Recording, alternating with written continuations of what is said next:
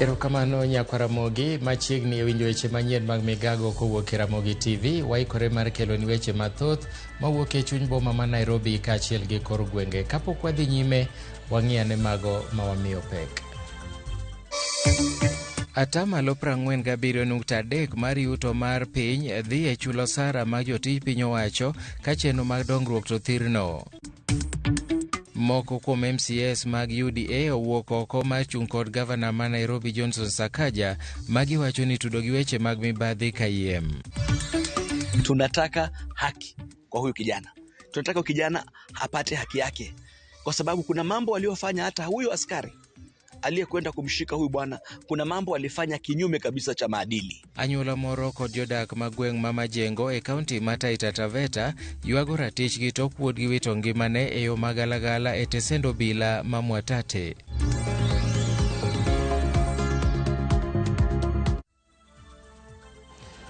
Machiegni gi thuolo mar orote machok e laini maro marote machok ma en 3:600 machiegni nyinga Milton Ochieng'. E sama ng'anyo mar laktache kawuono go tache kaunti ma Kakamega, gavana ma kaunti no Fernandes Baraza okwayo laktache go mondo dogi e tich. Baraza ma bende en jakom mar kamati mar omenda e riwruog governors onyiso laktache ni mondo par singo margi mar reso ngima jotuo. Bende obwogo mar kawo okang' ne laktache e kaunti no ma ok dhi doki e tich kawuono.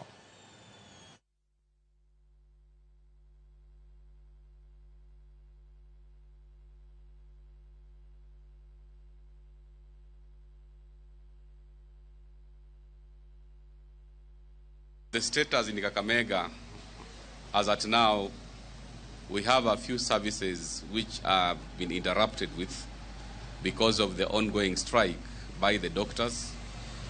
And one of the services has been the surgical services which have been interrupted with. The doctors must put the lives of our patients first. They resume as we deal with their issues. Issues of delayed salary, some of them are already being addressed. They're no longer issues as at last month.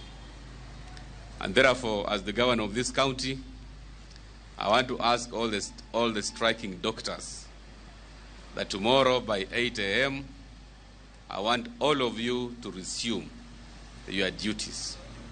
And any doctor who will not be at their workstation by 8 a.m., we shall not have any excuse other than releasing them. We are ready to employ other doctors. Jakom mar riwruok mar Kupete pacho ka Omboko Milemba olando chenro mar chako medo lemo mag tich ne jopuonj mosebede rang'iny achiel kuom thuolo mar higni buora.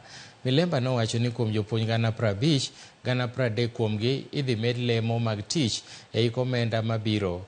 Omboko nomedo ni chakre higa mar 2017 pok omed lemo mar jopuonj, wach manoloso e romo mar Naivasha kendo ng'ado ni kochakore dwe mar 6 higa ni jopuonj dhi med lemo mag tich. Milemba bende nomedo ni oket siling bilion 4 mabiro konyo ndiko jopuonj 20,000 e chenro mag bero somo ma junior secondary e pacho ka. E wi mano bende nowacho ni duol mochung' ne ndiko jopuonj e tich TSC mondo yie kelo dongruok e yore manyien mag tije. Who are supposed to be confirmed to PNP, that will cost the tune of 7.8 billion Kenya shillings. And that should be able to accommodate those two areas. The teachers who had got the presidential decree of being promoted because of their participation in music, drama, look into those teachers, audit, and make sure that they are promoted as per the presidential directive. The promotional positions which existed among the 36,000 teachers was done above board because every county got equal share of the promotions which were available. And we have gone grade per grade, and we are satisfied that what was carried out in the promotion was within the means and the capacity of the commission to undertake.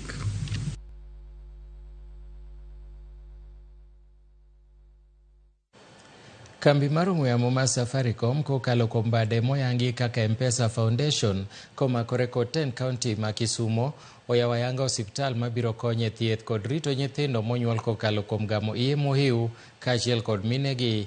Osiptano motis ni Rata Mother and Child Hospital mogere ward ma North Seme nosidh gedo mare higa mokalo tarik 26 mar dwe mar 9 kama gedo ne dhi muonyo omenda maromo siling milion 16.7. Odiechieng' ma kawuono jatend M-Pesa Foundation Peter Ndegwa chiwe ayanga bang' chenro mag gedo mare rumo mondo mi koro chak tich mar konyo nyithindo moyudi e iye mohiu kendo rito nyithindogo madwaro thieth mondo mi giyud thuolo mag dok e skul ka gidhi nyime kod somo kaka owinjore. Watudre achiel kachiel gi ripota marwa Millicent Adhiambo mondo omiwa mathoth. Wane ane kaka chenro no dhi nyime.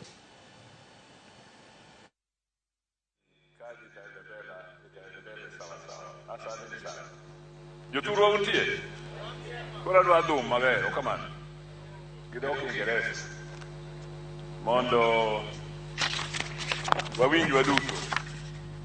Mokwongo Bwana Ndegwa has laid the ground na my deputy speaker Bwana Rado the speaker, so I will not say much, but there are certain things that I would like to bring to the attention of the world. Peter Ndegwa said that he's taking some players to Europe who were, you know, Kisumu was Europe, I thought they were coming to Kisumu. But anyway, there's another Europe. Secondly, like Oliver Twist in that famous novel, you have given us this, but like Oliver Twist, we shall ask for more. The Speaker of the County Assembly of Kisumu, Honorable Raro,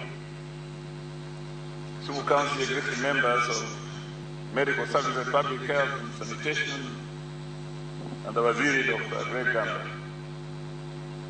My dear friend Peter Ndegwa from Safaricom and my Deputy Governor Matthew Will, na nyinyi nyote ambao wako hapa leo. It is with great honor that I welcome all of you here today in Rata, a small but very progressive village in Seme, in Kisumu County. I grew up here. I know these folks here. Some of them, most of them are younger than me. I think I always saw the speaker, Sapikati. What do you the speaker? I would say, what? You also have a speaker here, by the way, who conducts an assembly there and quite talk to me in the evening. I particularly welcome you to the Rata Wellness Center, where we have established a medical facility of its kind. I take this opportunity to sincerely thank the M-Pesa Foundation for accepting our proposal to collaborate in the construction of this facility at a cost of 16 million shillings. The Safaricom family has collaborated with us on many development issues. Mr. Ndegwa has been a friend, and what we are doing here today is as a result of this good partnership between us and Safaricom. This is just one of the projects we have implemented jointly with the Safaricom Foundation and M-Pesa Foundation in the county. We are currently implementing a cashless revenue project meant to help the county increase its own source revenue target. And Dr. the chairman of the revenue board is here to witness what we can do with the revenue board. Almost 3 months into the project, the county revenue board is reporting good progress because of the innovative approach. We thank Safaricom for always thinking about Kisumu. Ladies and gentlemen, mabwana na mabibi, na wale wasio na mabibi, this project is a dream come true to the people of Seme and the Kisumu County as a whole. It's a model we are keen on extending to other parts of the county. Today, we are launching 2 projects at this facility. The renovations of the old Rata Hospital, which cost the county government 6 million shillings, and the construction of the new baby and mother wing by M-Pesa Foundation at a cost of 16 million shillings. This comes to a total of 22 million shillings invested in this village. Makofi.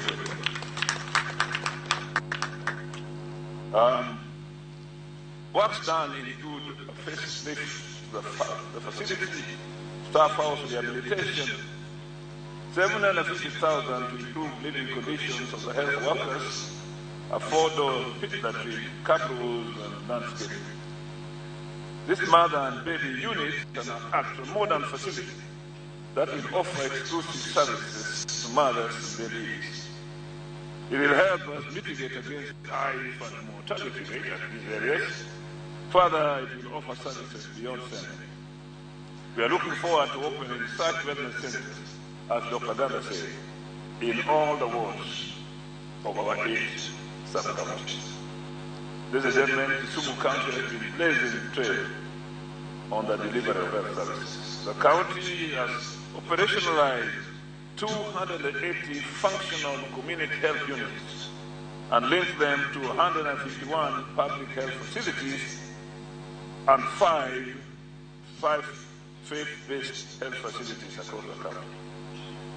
This represents 94.5% on average, with an average of 317,185 households in the county served by 2,998 community health workers. The number Riwruok jopuonj sikunde ma primary capture dwaro ni mondo piny owacho med lemo jopuonj madongo e sikunde junior secondary kopogore kod medo gi osara. E romo ma higani mane obagi e kaunti ma Busia, jakom mar capture Andrew Musale owacho ni ber ka piny owacho owinjo dwach jopuonj mar medo gi lemo. Wach mano osir kod gavana ma Busia Paul Otuoma ka gimedo ni ber mondo piny owacho oti machiegni gi jopuonj mating'o malo chenro mag somo e pacho ka. They are waiting for a word from you. They are manning 3 institutions in one. Na ni jina tu tunapewa principal. Na ha grade nako grade. The new legal regime, and there's a lot of laws which are being brought forward. Some have already landed in our committee we are reviewing. Must ensure it provides for the following. Number 1, proper designation and appointment for comprehensive school principal. We must define the role of this person and grade him properly, and therefore issue a new appointment. That is how modern institutions operate. Then we can hold you responsible. Number 2, the new legal regime must promote effective management by redefining the role of an animal in schools called a sponsor. If a country is not going to be able to develop its human resource capacity properly, then definitely we will face challenges. And we will continue to face challenges as other countries are advancing. Someone asked again, you are a policy maker, but where do your children go? Which universities are they going? Which primary schools are they going? So these policies you are making for who? Jaod bura ma Lagos Songa Samuel Atandi okwayo ni mondo ket lokruok e chiwo omenda mar konyo sekta mar somo kowacho ni omenda michiwo ok rom nikech jopuonjre osebedo ka medore e sikunde.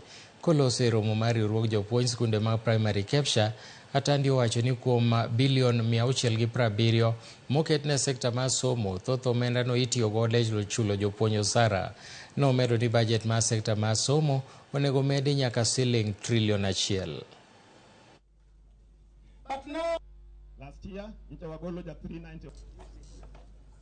As heads of Nyanza, I think as members of parliament, I wanted to highlight that, even to the media, that it is time members of parliament supported the education sector as required.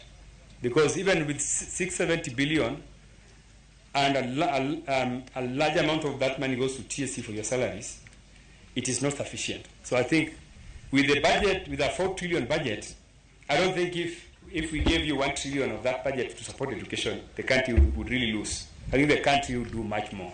So I want to urge my colleague members of parliament that it is time we enhanced our financial support to education sector, because as we all agree, education sector is the most important sector, because this is the development of our community, development of our resources as a country, development of our people. Without people, there is no country.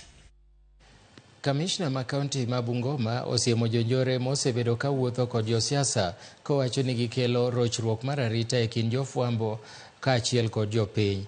Koloso e nyasi mar arita e kaunti ma Bungoma, Sankei nokwayo ni mondo ber arita mar jopiny osiemo josiasa e wi wach mar kelo jonjore e nyasi magiloso. Kata kamano, Sankei nokwero jofwambo kuom lando weche mag siasa manyalo kelo pogruok e pachoka. The issues like these ones of goons in Bungoma, you know, we are leading also in goons. It's a security issue, serious security issue. So we need again to partner and expose some of these vices. I think our politicians also like using them. I'm told juzi kulikuwa mazishi somewhere. Na magunzi walikuja na mwanasiasa mmoja na naambiwa visu zilikuwa zikichomoka tu zikianguka. The most important thing is to say, let's continue working together. Let's protect our freedoms, and we'll continue cooperating in very many other areas. I'm sure my colleagues, the county security team, finds it very easy working with the media houses in Bungoma. We don't have a complaint. We're happy about them. Anyola mag Julius Mafuga majegni 31 ma en jadak ma Majengo e kachung'od bura ma Mwatate joywago ratiro margi bang' wuodgi notho e lwet obila e tesend obila ma Mwatate yo magalagala kama nogeng'ne kanisa kuom uso kuong' ma ok opuodhi. Julius wachore ni nogogo obila tok ka nomake ode kama noywe gi minode. Kaluwore gi anyuolane, nek mar Julius ne obalo gi chike wira ni ne en mane ode gi minode tarik 8 madweni, kama bende apisa ariyo mag obila mane nigi lep raia nomake gang'enge kaeto dhi kode. Sani koro familia mare wacho ni gidwaro lipot mar thieth manyiso gima dine kel tho mar wuodgi no, ni mar giwacho ni nogoye gobila. Tunataka haki kwa huyu kijana. Tunataka kijana apate haki yake, kwa sababu kuna mambo aliyofanya. Hata huyu askari aliyekwenda kumshika huyu bwana, kuna mambo alifanya kinyume kabisa cha maadili. Kwanza kumpiga marehemu mbele ya mke wake ambaye ni mjamzito na mtoto mdogo. Hiyo peke yake ilikuwa ni ukiukaji wa haki za kibinadamu wa juu sana, kwa sababu sasa huyo mtoto aliona babake akipigwa mpaka akatupwa chini, akatupwa kwenye Land Cruiser na anangoja kumwona babake akizikwa. Huyu mtu atakuwa na akili gani kwamba polisi wanapiga, wanaua, babangu anakuja kuzikwa? Huyu mama alikuwa ni mjamzito, wamempiga mume wake mbele yake mpaka amejifungua. Haya ni mambo lazima, huu ni ukiukaji wa haki za kibinadamu ambao sisi kama shirika hatutakubali. Na kwa sababu tumesema tunavalia hili swala njuga mpaka ukweli ubainike. Ramogi yenamonda kawi yweyo mokwongo e chenro ni mar migago to kapok adhi e yweyo wang'iyane moko kuom ote museoronwa e laini mar ote machuok. Nyaringa Alfred Oluocha awinjo migago maler ka nitie Kitengela, kaeto wacho ni moso jaherani Phoebe Pamela Onyango ka entiere Tanzania, kaeto machielo ni Anyang' Yong'o timo maber kaluwore kod osiptal mogero ka thieth maduong' Anvolent ka ntiere Kibra. Lawi Wuoda Dore ka nitiere Rinya wacho na neno Ramogi TV o makare wan kod Juma Ojwang wach dakteche momako dhowa. Kaeto Hello Milton awinji malere gwenge mag Sakwa Bondo, weche manyien chopo no maler mano Honorable Rogers Roy Aura. Kaeto machielo bende Nyaringa chal noro messages achiel na oluonwe mang'eny e Nyaringa. Amosi Milton Anogada Clinton kawuok chunge Kanyamkago akwayo President Ruto mondo yie gi ng'uono mar chulo laktache mondo migidogi e tich. Kaeto Tieno Small kawuok Yadh Ngima Ramogi TV ler Migori akwayo mana sirikal mar Migori County mondo miyoket chenro makare mag geng'o masiche mikelo gi koth mapek. Nyakwa Ramogi yena monda ka yweyo matin, aduogo bang' thuolo machuok kikedhi mabor.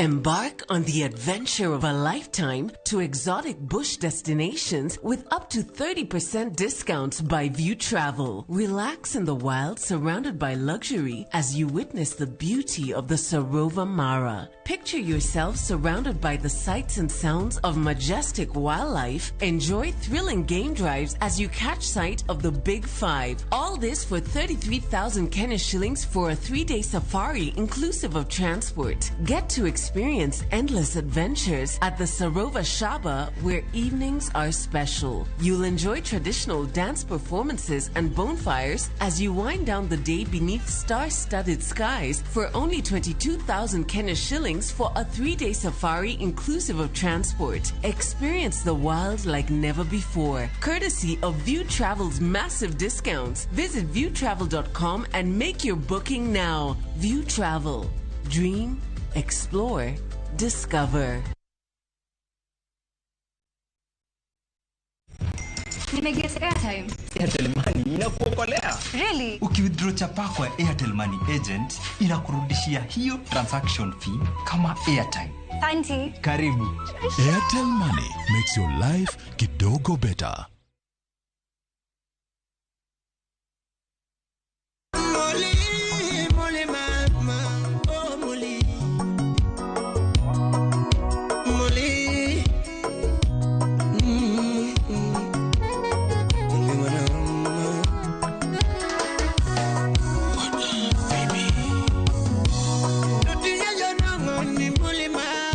Dial *487*3# to get this song. Ase wacho nyathini toko winja. To thani, oseguro tiende dalani. In a world where faith, fear, sacrifice, and the complexities of father-son relationship collide. The son must choose his path and his own legacy.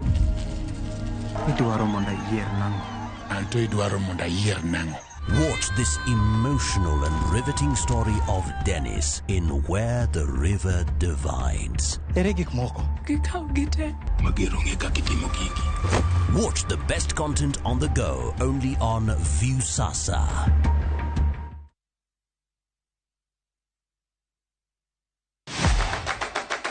Chenro mami thuolo mokwongo mar neno kendo winjo gik motimore e paw tuke. Anyisi ni mpira yeteka eri mokalo e paw tuke. Kochakore gi weche mamulo chuny nyaka mago mamulo pach ji. Wan go duto. 7.65, can you believe it? Mbaka makende gi jotugo kod joma ong'ere weche tuke. Jong'e man jo Kenya jong'wech.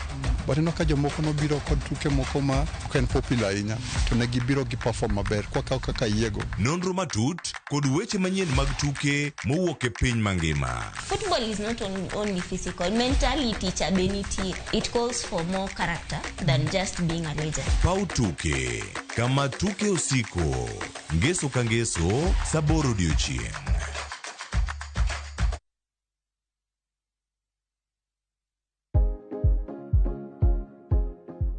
Ok en gima wendo ka ilalo yier wiyi maromo e kind 100 nyaka 150 kuom odiochieng' achiel kende. Kik chandi nimar en gima timorega.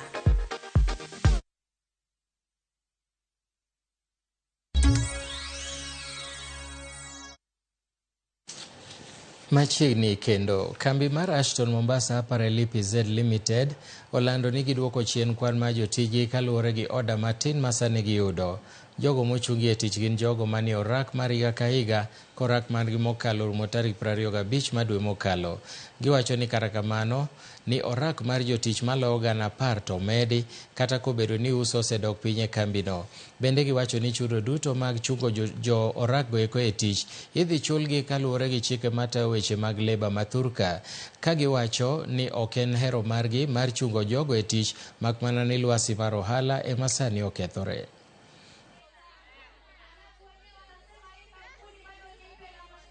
And we are with you all. Yes.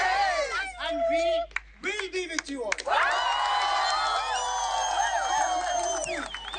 Anything that is happening there, If you are not getting a response, please walk into my cabin.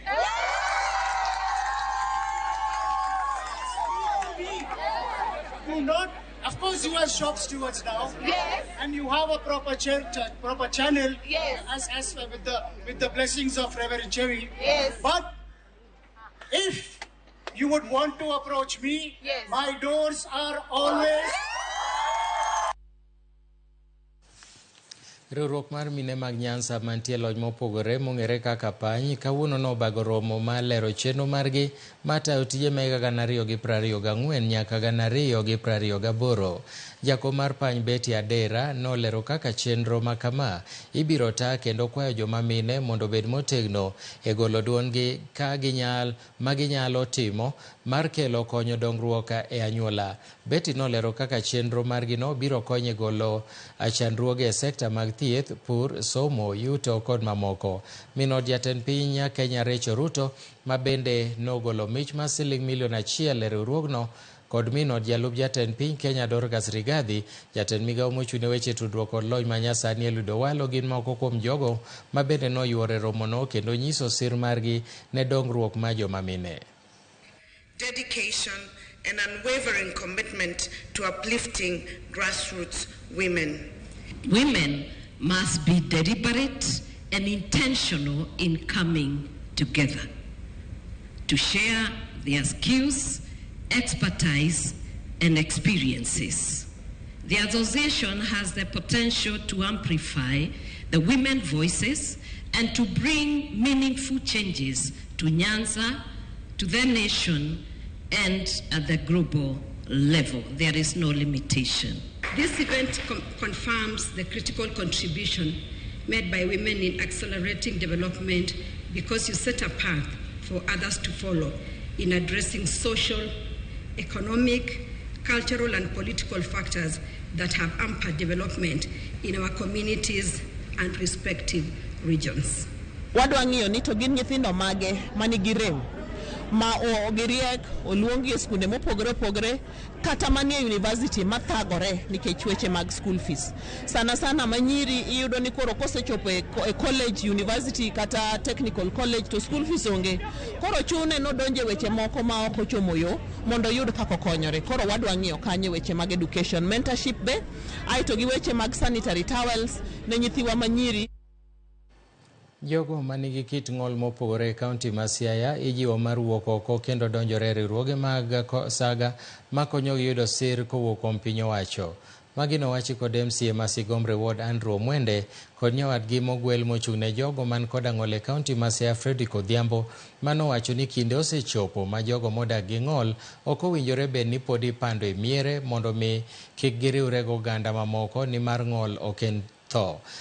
E seche gogo, coordinator mar jogo manigi ng'ol e sub-county mar Alego Usonga Margaret Odhiambo nokwayo ten county no mondo bed kanywando gi e chenro mag kawo pach jopiny e wi dongruoge mag piny owacho kata public participation ka jachung' mar jok mong'ol e chama mar ODM e kaunti ma Siaya to kwayo ten chama mar ODM no mondo gine kaka ginyalo konyo jok modak gi ng'ol kendo dwaro margi mondo chopi e kinde luto mbulu mar kor gwenge mochan bagi tarik 27 dwe ni.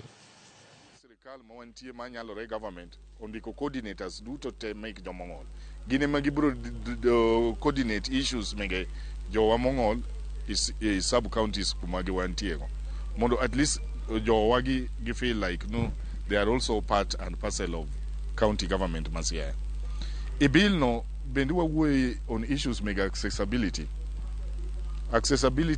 Siaya ka oger ute kaka dhano hero.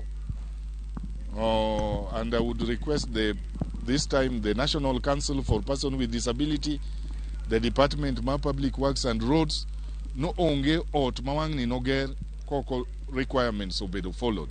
Waketo gimoro ne jomong'ol bende inyalo ga winje e Siaya County Assembly ka. Waseketo bill mwasekadho bill ma nyochwa asekadho bill ma Siaya wanwang'o ne iwan jogo mong'ol mani County Assembly ma Siaya ne kinde machien mokalo go nyocha onge pesa to nitie bill manyocha wasekadho masani pesa bobiro mochung' ka kende mobiro kobiro to biro ni jogo man kidong mang'ol mondo wanwang' tich mayot kaka wanyalo konyo jowa man gi kido mang'o. Koro wan gi duol no, koro daher ni mondo agone be county government ma Siaya erokamano nikech giketowa e forum no endo. Jodak e boma ma Migori dwaro mondo mi piny owacho ma kaunti no mondo okete okenge makare mar keto ler e boma no. Manyien kaluwore kod taka mosebedo ka iwito kendo ok gol gino ma jodak wacho ni rocho ngima kod ohandgi. George Juma nigi ler mathoth kowuok e kaunti ma Migori.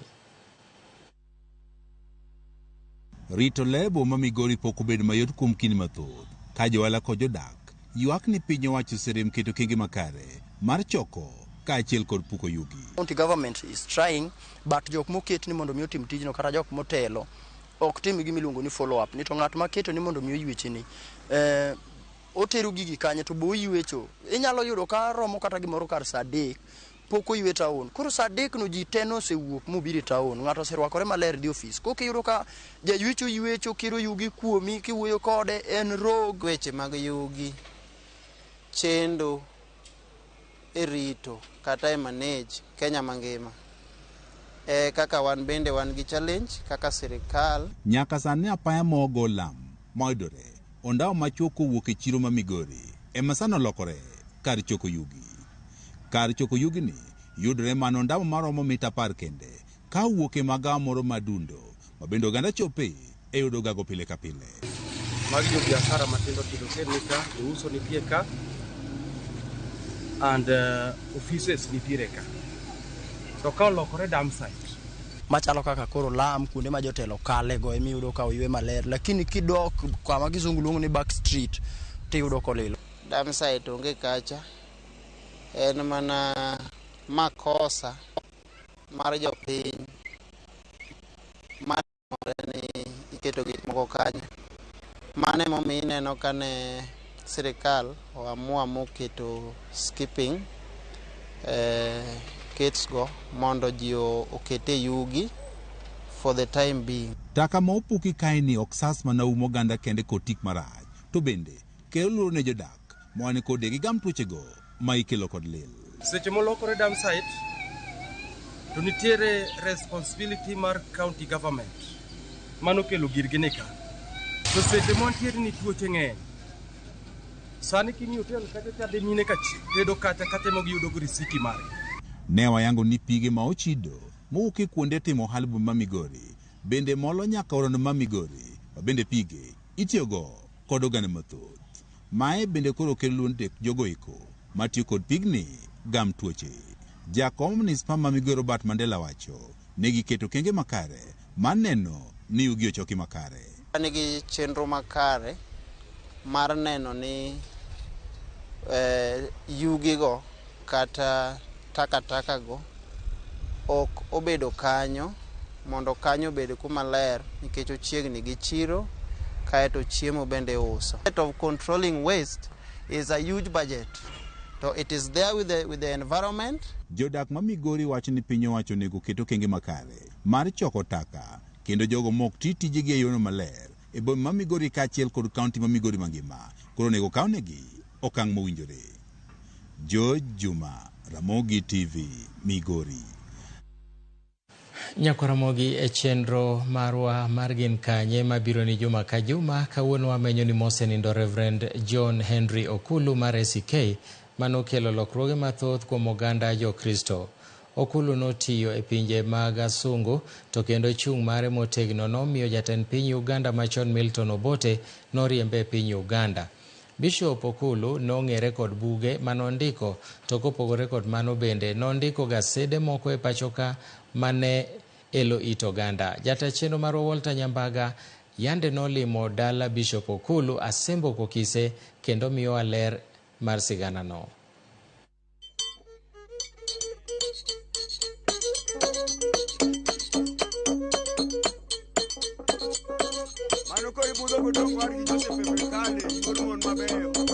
Bishop Henry Okulu, jadolo mane okelo lokruok e ngima oganda malach. Kata kamano, lendo mar tho mar higa mar 1999 e dwe mar 3 tarik 13 ne omiyo piny okuyo kendo Jo-Kretus wacho ni nyaka sani pok giyud jal manyalo chopo chuny oganda kaka jadolo Okolo ne pidho chunje. Wuotho chomo Rambe County ma Siaya e kilomita 390.6 kowuok e boma Nairobi nyaka dala John Omino. Mondo wabed kod adiri kuom mbaka ma wabiro goyo, wapenjo tudruok mantiere kind John Omino to kod mosenindo Bishop Okolo. The late Bishop Okolo wan gi blood relations. Min mare gi minwa gi nyikwa ng'at achiel. Koro mae ni kwadongo okwongo na higni 12 matiende nonyuol e 1930. Koro wato dogo medre gi kind minwa kod min gi ne en Jasembo. Clan mare en Kukise. Sub clan en Kanyamoto. Higa mar 1929 Bishop Okolo ne onyuol kod jaduong' Ng'owo Adero kod min ode mare Ngore Nyara Laro. Kata kamano, Jasembo Kukise ne ok ong'eyo ni ruotha emonyuol. Bishop Okolo ne en ng'ama muol mane weche ne tin to noloso ga mos manoko kama lweny nitie ok ni nyalo yude, kama raha nitie minyalo yude, to ok raha mokalo en raha maber. To sombe ne chalo nade? Chako skul maber malong'o Ramba kae. To gimomiyo nodhi skul, owadgi moro nitie maniluongo ni Adero nolal. To Adero no kano oduogo, to duogo kong'e somo muma, to ng'e obatisi ni Mariko.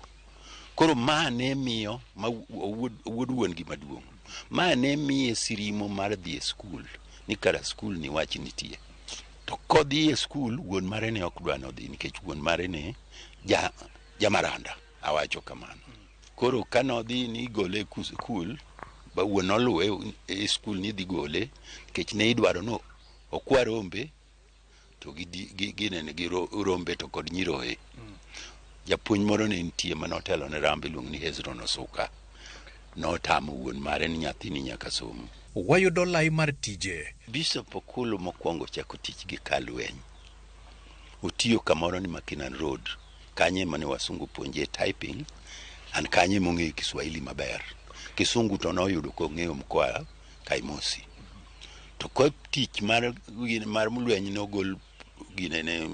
ogol headquarter mane ni Makinan Road to duogo dala. Eka owuok kodhi Kampala ka odhi dwaro tich. Moyudo tich Karan gi Joreru mano 1952. Utiyo gi Joreru ka DC district civil engineer. To noneno ka tich padri mit berne. O apply no dwa bedo padri. Jokwono nokoyiene. Nke jokwono wacho ni padri is another department, salvation pia another department. Ento no persist. Mi to joka notamre duoke. Bang'e oyud ni en ng'ama ong'e Kiswahili to ng'e Kiingereza. Koro joko padri monotelo ma msungu e Uganda noluonge. Oduogo obedo posted Uganda. To yudo ka Obote koro emotele. To ne en a critic. Koro Obote gima nondiko mokwongo, Obote nokoni ino kijaka, in ja Kenya. Koro 1968 odwoke Kenya. Kodonjo Kenya, biro posted St. Stephen kaka padri. Omino yudo thuolo mar chuto sigana mar Okolo, manobedo jandiko mathiring'inyi e gazede kaka Lengo, Pachoka. To jogi ne yudo ni koluwo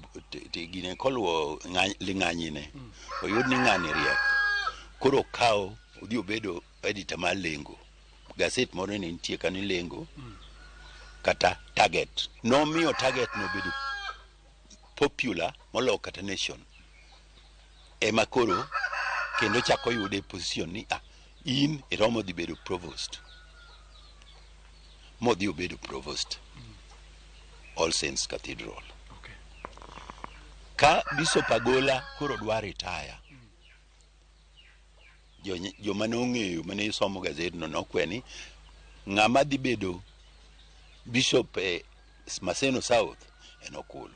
Okolo ne opogo Maseno kaluwore kod lach mare. Kano okungo donjo mochako gine to yudo ka Maseno South duong' ahinya. Mokungo create Maseno West.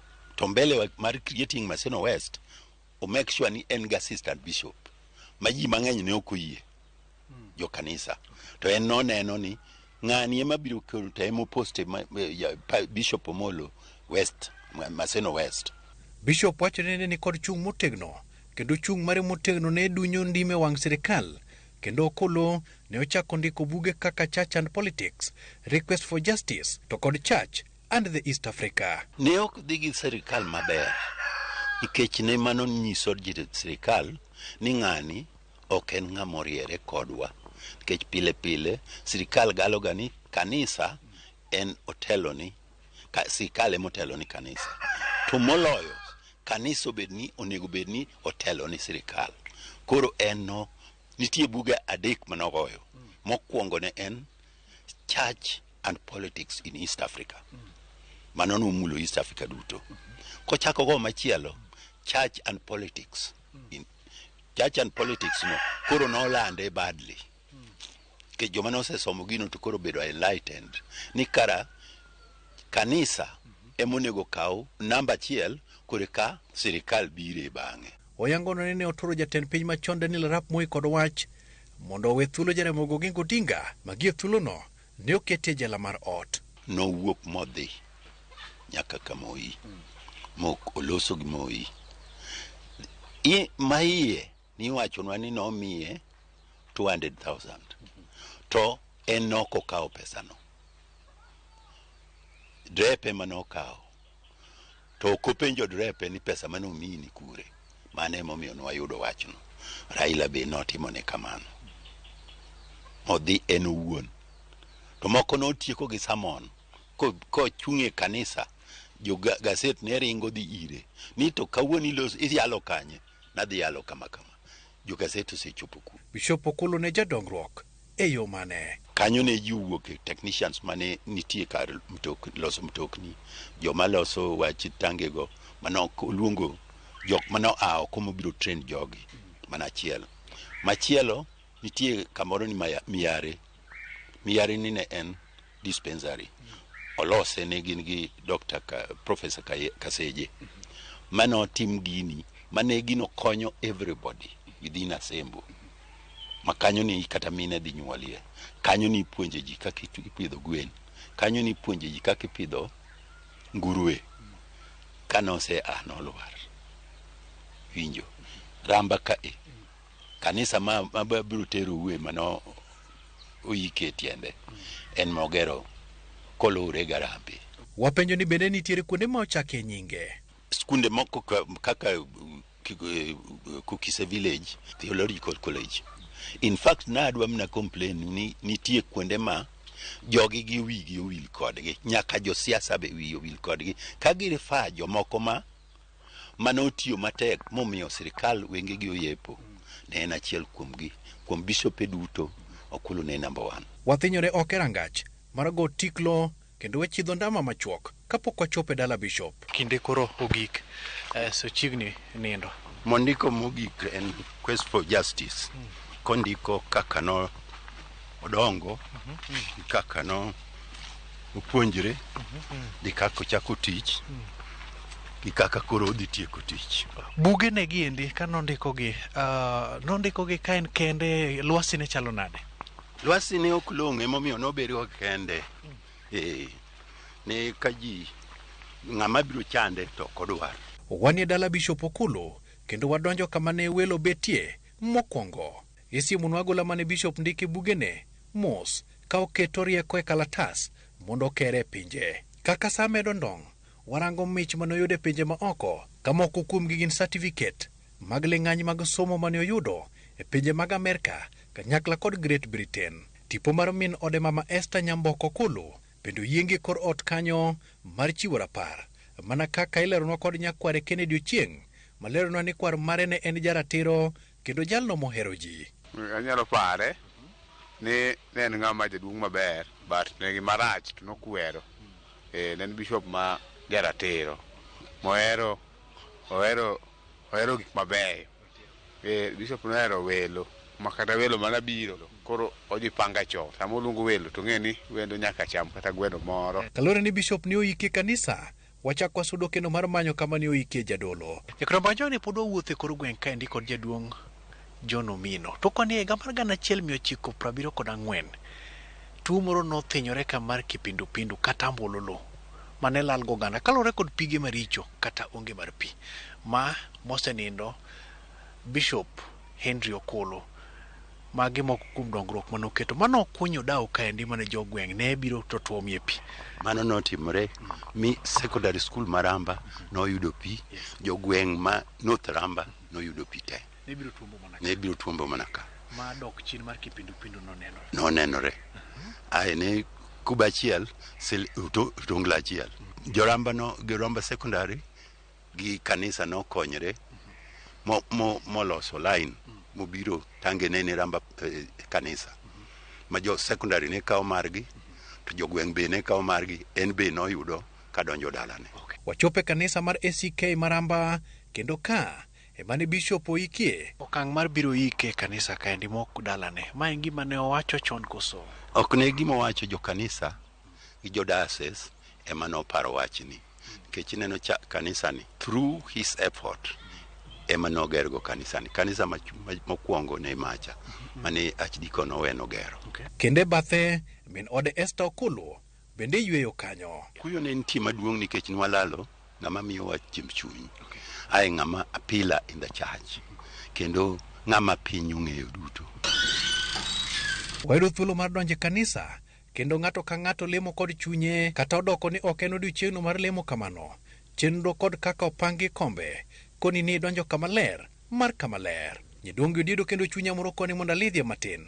Kata kamano koyiena othith bende oseiki ni odiochieng'no mar sapo thith. Mesa mokwongo mar kanisani ne oketie kanyo kendo wachore ni osetieko maingo higni 30. Oko mar kanisa ni kod rapar mong'ith. Nyakwara Ramogi kamano kuom bedo kode chenro ni chakruok ne nyaka giko mare. Kane amenyo ni Bishop Henry Okolo. Jata chenro mari ne en Walter Nyambaga. Wuod Kowero thon ka ji dhi kendo ka ji duogo. Oriti masane. Mano ko ibudo godong war gi Joseph Pekale kod mon mabeyo. Wan mabudo war ga kelo kana.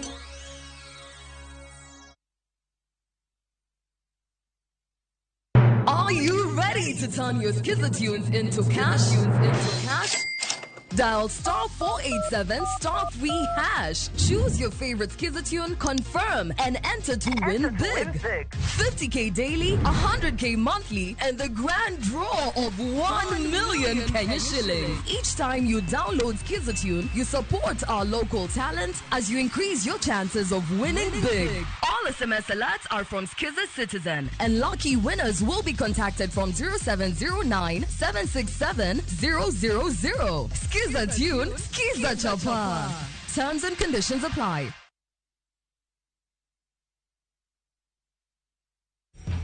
Nimeget airtime. Airtel Money inakuokolea. Really? Ukiwithdraw chapa kwa Airtel Money agent inakurudishia hiyo transaction fee kama airtime. Thank you. Karibu. Airtel Money makes your life kidogo better.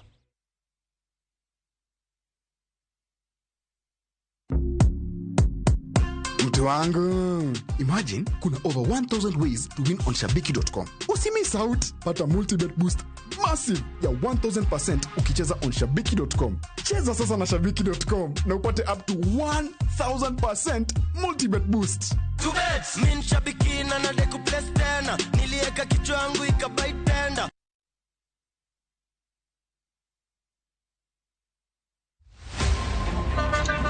Baya, tuanze kulipa kadi sasa. Na kadi ni cashless. Umesema tunaweka pale? Na kwa ile namba. Mimi niko na cash. Nisaidie hiyo do na namba yako ya simu. Na kusoti. Ka in jawuoth mar matatu e safar machiegni kata mabor, non kendo yang ni chulo fare mari kokalo e yor mbui. Non ane ka yudo risit mari e simbi. Ka masira ojuki kendo idwaro ni ochuli gi kambi mar okumba. Risit mari kata digital receipt e neno mari ma ibiro golo. Ka in wuon matatu, dwarore kokalo kuom okumba mari mondo ibed gi yore mag chudo kokalo e lony manyasani. Mondo matatu mari oyud okumba. Mambo ni digital. Tudri gi jal ma uso okumba mondo ing'e mathoth.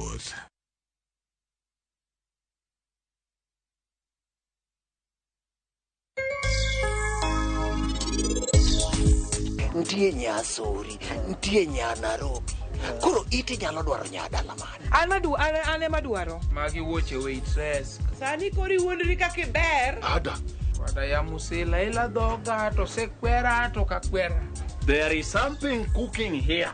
I don't know will. But you don't want me to eat it. By the way, ukikatan gino jatima. Ne udno. Ibe nyosan manyien. Mama custom biduto te o choose violence kawuono.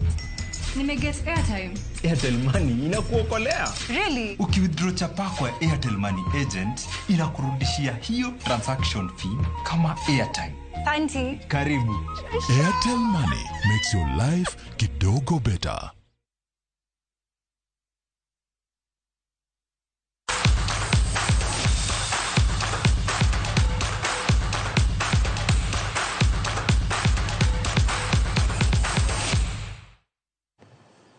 Bas koro wadhi e tuke kama tuke mag sikunde ma primary ochope giko mare sikund secondary magi Akanja Boys High e kaunti ma Nyeri. Tim manowuok olo mar Okak ema nobedo joloch gi point 353 motelo ne Imbo mar Kenya gi point 222. Ugwe ma Kenya noyudo point motieko e thuolo mar adek gi point 173. Joloch adek e kidieny ka kidieny mar tugono dhi piem e tuke mag Afrika ma Ugwe mabiro timore dwe mar 8 e boma ma Kampala e piny Uganda. Haya, hiyo mgeni wetu, karibu sana. Welcome sir. With 300